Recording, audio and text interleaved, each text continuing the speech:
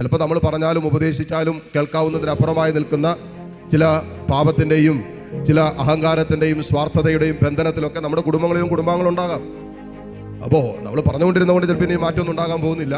ഉപദേശിച്ചുകൊണ്ട് വലിയ ചേഞ്ചൊന്നും ഇവരുടെ ജീവിതത്തിൽ കാണാതെ വരുമ്പോൾ ആശങ്കപ്പെടുകയോ അസ്വസ്ഥപ്പെടുകയോ സങ്കടപ്പെടുകയോ അല്ല ചെയ്യേണ്ടത്. കർത്താവ് തന്നിരിക്കുന്ന മാർഗമാണ് തീക്ഷ്ണമായിട്ട് പ്രാർത്ഥിക്കുക.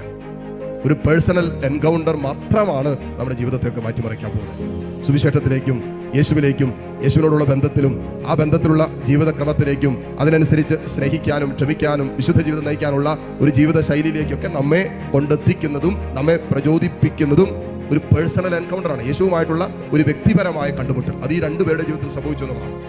അതുകൊണ്ടാണ് ഇന്ന് സഭയിൽ ഏറ്റവും ശക്തമായ രീതിയിൽ സുവിശേഷത്തിന് അടിത്തറയിട്ടത്. ആദിമ ക്രൈസ്തവ സമൂഹത്തിൽ ഏറ്റവും ശക്തമായ അടിത്തറയിട്ട രണ്ടുപേരാണ് പത്രോസ് പൗലോസ് സ്ലീഹന്മാർ.